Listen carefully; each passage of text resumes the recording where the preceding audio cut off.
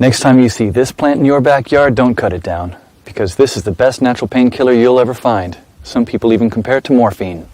This common plant is called wild lettuce and was commonly used by Native Americans 2 centuries ago for both food and medicine. So today I'm going to show you how to make a simple wild lettuce extract to keep in your medicine cabinet and use whenever you need it. Now if you take a leaf or stem and squeeze it, you'll see a white substance coming out. This is where the potency of the plant lies.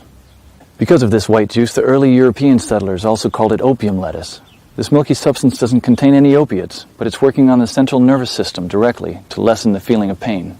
Nowadays, many people are turning their attention back to this lost knowledge and use it as a replacement for addictive prescription pain medicines.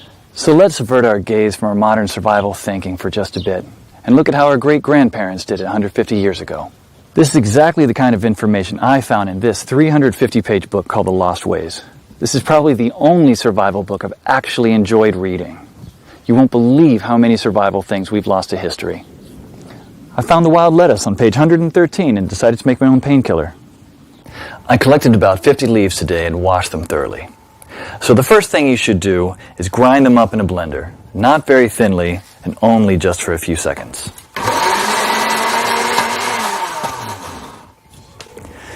Place the ground leaves into a wide pot and add just enough water to cover them.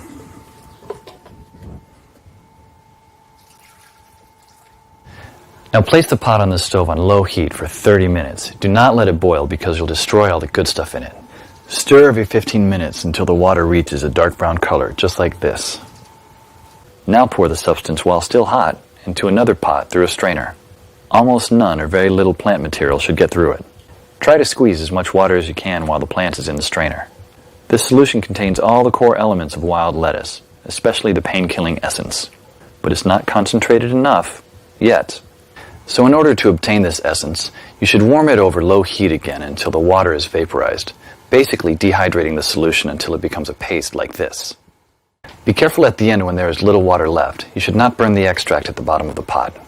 What you should have now here is pure wild lettuce extract. You can pour it in a small glass container like this and put it in your medicine cabinet for later use when you'll need it. Wild lettuce is unscheduled by the FDA, meaning it's legal to grow, own, and forage without prescription or license, just like how the Native Americans used to heal their pain. In The Lost Ways, you'll find lots of these common and valuable weeds with pictures, how to identify them, how to prepare them, and how to use them, all with different medical effects. Because when the medical system collapses, this will be the only option you have to heal yourself. I personally happen to know the man behind this book. Claude is an old-fashioned guy by any standard. He lives with his wife and 2 children in a log cabin he personally built. Cooks outside on an open flame in a cauldron most of the time, and all of his clothes are handmade. He has a 150-square-foot root cellar stuffed with all sorts of homemade canned foods and goods, and he raises cows, sheep, and chickens. I thought several times to myself that this guy will never be troubled by any crisis, because the coming crisis we all prep for is what folks 150 years ago called daily life. No electrical power, no refrigerators, no internet, no computers, no TV, no hyperactive law enforcement, and no Safeway or Walmart. They got things done or else we wouldn't be here. In the next 7 minutes, Claude will unearth a long-forgotten secret that helped our ancestors survive famines, wars, economic crisis, disease, droughts, and anything else life threw at them. A secret that will help you do the same for your loved ones when America crumbles into the ground. He's also going to share with you 3 pioneer lessons that will ensure your kids are well fed even when others are rummaging through garbage bins. In fact, these 3 old teachings will improve your life just as they did for me, immediately.